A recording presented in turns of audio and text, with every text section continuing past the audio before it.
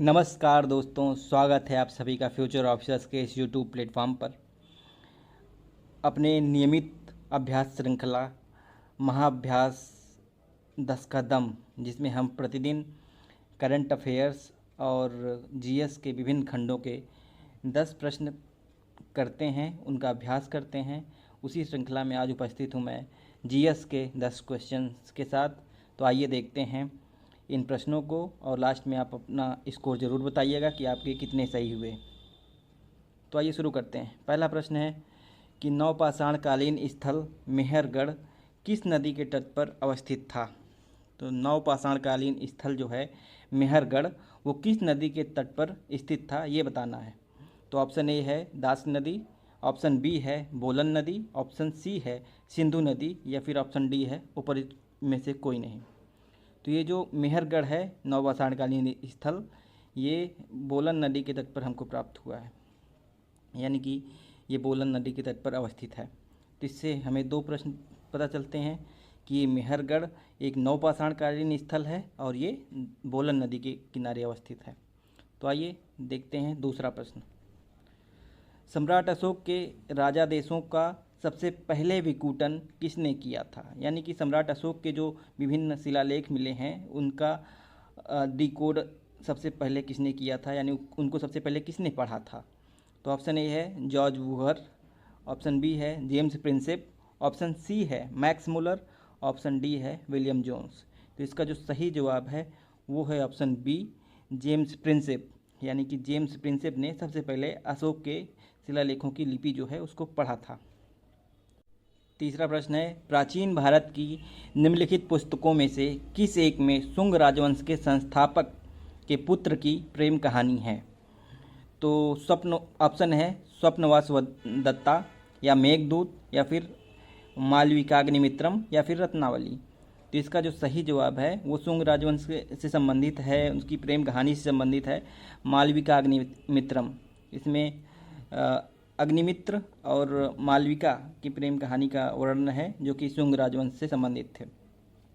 Next प्रश्न है कि पुरातात्विक अवशेषों के अध्ययन के संदर्भ में निम्नलिखित में से कौन सा कथन असत्य है। तो आपको इसमें से गलत कथन बताना है। ऑप्शन ए है आर्कियोलॉजी प्राचीन काल के लोगों के भौतिक जीवन के बारे में जानकारी देती है। ऑप्शन बी है सिक्कों का अध्ययन मुद्रा शास्त्र कहलाता है, या फिर ऑप्शन सी है प्राचीन भारत में कागज की मुद्रा का चलन था, या फिर ऑप्शन डी है रेडियो कार्बन जैविक पदार्थों के काल निर्धारण की विधि है। तो इसका जो सही जवाब है हमको गलत बताना है। तो इसमें जो गलत कथन है वो ऑप्शन सी देख के ही पता चल रहा है कि इसमें प्राचीन भारत में कागज की मुद्रा नहीं चलती थी, बल्कि विभिन्न धातुओं की मुद्राएं चलती थी, सोने चांदी या फिर तांबे की। तो इस प्रकार इसका सही जवाब हो जाएगा ऑप्शन सी। नेक्स्ट क्वेश्चन देखते हैं पांचवा। निम्नलिखित में से किसे महापाषाण या मेगालिथ कहा जाता है। तो ऑप्शन ए है गुफा, ऑप्शन बी है मंदिर, ऑप्शन सी है कब्र या फिर ऑप्शन डी है उपकरण। तो मेगालिथ या महापाषाण कब्रों को कहा जाता है, यानी कि प्राचीन काल में हमें जो कब्र प्राप्त हुई हैं वो पत्थरों से बड़े बड़े पत्थरों से ढकी हुई होती थी, इसीलिए उनको महापाषाण कहा जाता था। नेक्स्ट क्वेश्चन है संस्कृत व्याकरण अष्टाध्यायी का रचयिता निम्नलिखित में से कौन है। तो अष्टाध्यायी का रचयिता पूछा गया है। तो इसका ऑप्शन देखिए ए पतंजलि, बी पाणिनि या सी कालिदास या फिर ऑप्शन डी बाणभट्ट। तो अष्टाध्यायी के रचयिता हैं ऑप्शन बी पाणिनि के अष्टाध्यायी। नेक्स्ट क्वेश्चन है सेवेंथ। भारतीय इतिहास के साहित्यिक स्रोतों के संदर्भ में निम्नलिखित कथनों में से कौन सा कथन सही है। तो इसमें आपको सही कथन बताना है कि जातक कथाएं बुद्धकालीन राजनीतिक घटनाओं की जानकारी देती हैं, ये कथन एक कह रहा है। कथन दो है कि कौटिल्य द्वारा रचित अर्थशास्त्र मुख्यतः एक आर्थिक ग्रंथ है। ये देखिए सबसे बड़ी भूल, यहीं से आप पकड़ लेंगे क्वेश्चन। और नेक्स्ट कथन कह रहा है कि कालिदास की रचनाओं में गुप्तकालीन उत्तरी और मध्य भारत के सामाजिक जीवन की जानकारी मिलती है। तो इसमें सही कथन बताना है। तो पहला कथन इसमें जो है जातक कथाएं बुद्धकालीन घटनाओं की जानकारी देती हैं, ये बिल्कुल सही बात है। जातक कथाएं बुद्धकालीन घटनाओं की जानकारी देती हैं। नेक्स्ट जो है वो कह रहा है कि कौटिल्य द्वारा रचित अर्थशास्त्र मुख्यतः एक आर्थिक ग्रंथ है। तो ये गलत है। अर्थशास्त्र के नाम पे मत जाइए, क्योंकि अर्थशास्त्र उसका नाम भले है लेकिन ये पूर्णतः एक राजनीतिक अ, रचना है, जिसमें राजनीति से संबंधित चीज़ें दी गई हैं। इसमें अर्थशास्त्र से संबंधित कुछ भी चीज़ नहीं दिया हुआ है, इसलिए यह कथन गलत है। नेक्स्ट ऑप्शन है कि कालिदास की रचनाओं में गुप्त कालीन उत्तरी और मध्य भारत के सामाजिक जीवन की जानकारी मिलती है। तो बिल्कुल कालिदास उसी समय से संबंधित हैं, इसलिए उनकी रचनाओं में उत्तरी और मध्य भारत के सामाजिक जीवन की जानकारी मिलती है। तो इस प्रकार कथन 1 और 3 सही हो गए हमारे, तो ऑप्शन सी इसका सही हो जाएगा। 8वां प्रश्न है कि अभिलेख के संदर्भ में निम्नलिखित कथनों पर विचार कीजिए। तो अब कथन 1 दिया गया है, इनका अध्ययन पुरालिपि शास्त्र या पेलियोग्राफी कहलाता है। तो अभिलेख का अध्ययन पुरालिपि शास्त्र या पेलियोग्राफी कहलाता है, ये कह रहा है कथन 1। कथन 2 कह रहा है कि अभिलेख और प्राचीन दस्तावेजों की तिथि का अध्ययन पुरालेख शास्त्र या पुरालेख विद्या या एपिग्राफी कहलाता है।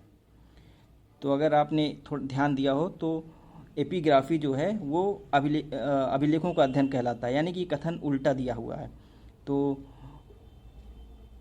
पुरालिपि शास्त्र जो है वो है अभिलेख और प्राचीन दस्तावेजों की तिथि का अध्ययन, जबकि एपिग्राफी वो है पुरालिपि शास्त्र का अध्ययन, यानी कि अभिलेखों का अध्ययन एपिग्राफी कहलाता है। तो ये दोनों कथन गलत दिए हुए हैं। तो इस प्रकार इसमें सही पूछा गया है कौन सा कथन सत्य है, तो इसमें दोनों ही कथन असत्य हैं, इसलिए इसका सही विकल्प हो जाएगा ऑप्शन डी, यानी कि दोनों ही कथन गलत हैं, ना तो 1 ना ही 2। नेक्स्ट क्वेश्चन, प्राचीन भारत के इतिहास के संदर्भ में निम्नलिखित कथनों में से कौन सा कथन असत्य है। तो हमें यहाँ पे असत्य कथन बताना है। तो ऑप्शन ए है, प्राचीन काल में प्राकृत भाषा देश भर की संपर्क भाषा थी, यानी कि प्राकृत जो भाषा थी उस टाइम वो संपर्क भाषा का काम करती थी पूरे देश में, इसी को लिंगुआ फ्रैंका भी बोला जाता है। ऑप्शन बी कह रहा है कि प्राचीन काल के 2 महाकाव्य रामायण और महाभारत की रचना मूलतः संस्कृत भाषा में हुई थी, ये भी ठीक प्रतीत हो रहा है। ऑप्शन सी कह रहा है कि सम्राट अशोक के शिलालेख केवल प्राकृत भाषा और ब्राह्मी लिपि में मिले हैं। तो ये ध्यान रखिएगा, किसी भी कथन में जब केवल ओनली इस टाइप के कथन आ जाएं तो वहीं पे वो डाउटफुल हो जाता है, 99% चांस होते हैं कि वो कथन गलत हो। तो यहीं से पकड़ में आ गया है, लेकिन फिर भी हम चौथा विकल्प पढ़ते हैं। हमारे देश का नाम इंडिया अरबी और फारसी भाषाओं में हिंद नाम से विदित हुआ है। तो ये भी सही कथन है। तो इस प्रकार हम देखते हैं चौथा कथन सही है, तीसरा कथन भी सही है कि प्राचीन काल में महाकाव्य रामायण और महाभारत की रचना जो है वो संस्कृत भाषा में हुई थी, ये भी सही है। और प्राचीन काल में प्राकृत भाषा देश भर की संपर्क भाषा का काम करती थी, ये भी बात सही है। जबकि ये गलत है कि सम्राट अशोक के शिलालेख केवल प्राकृत भाषा और ब्राह्मी लिपि में लिखे गए हैं, क्योंकि हमको पता है कि अशोक के शिलालेख जो हैं वो आरामेइक और न जाने विभिन्न लिपियों और भाषाओं में प्राप्त हुए हैं, इसलिए ये कथन गलत हो जाता है। तो हमारा जो सही विकल्प है वो ऑप्शन सी हो जाएगा। नेक्स्ट और लास्ट क्वेश्चन है, निम्नलिखित में से वैदिक साहित्य का सही क्रम कौन सा है। तो हमको क्रम बताना है कि वैदिक साहित्यों की रचनाओं जिस प्रकार से उनका रचना किया गया उनका कालक्रम कौन सा सही क्रम है। तो सबसे पहले बताया गया कि वैदिक संहिताएं रची गईं, उनके बाद आरण्यक या फिर उसके बाद फिर ब्राह्मण और फिर उपनिषद। तो ऑप्शन ए में ये है।